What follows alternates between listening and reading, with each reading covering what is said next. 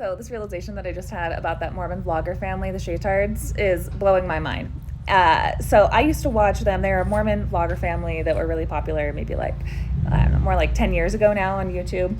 Got famous for having like that very wholesome image of, 4 to 5 kids, beautiful wife, like really like exciting, fun dad. Shay was just like the life of the party and stuff. And it turns out later in their vlogging career that Shay had cheated on his wife with a cam girl and was actually a secret alcoholic through like all of the early years.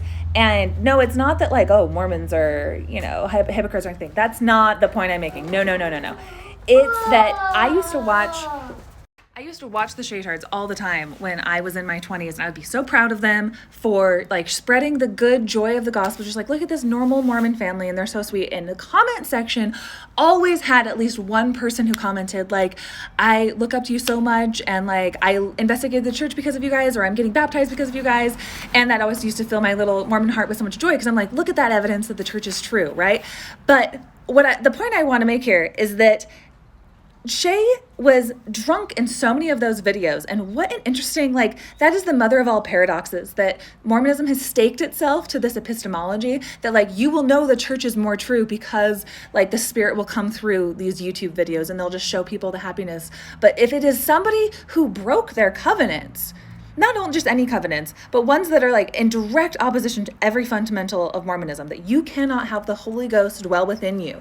You do not carry the Holy Ghost if you break your covenants and if you drink alcohol. So the fact that he was actively drunk in the videos, and the very exuberant Shay that he was in those videos was a drunk person and not a Mormon man keeping his covenants. But still, it doesn't matter, because Mormon epistemology is so flawed that people can still be attracted and join a church that they're going to then have to live the very covenant that the person who they were attracted to, because of them living their covenants, they weren't living. Does that make sense? Because families are happy everywhere and families are unhappy everywhere. And it's just so interesting to me from a PR angle, because I did church public relations a little bit for the 3 years that when I was living in LA, and the Shaytards were actually in my stake. And you love having fabulous, wealthy, high achieving people in your stake and word boundaries to uplift the young kids and show and share the message of the gospel, all while attracting people to something that they don't even live.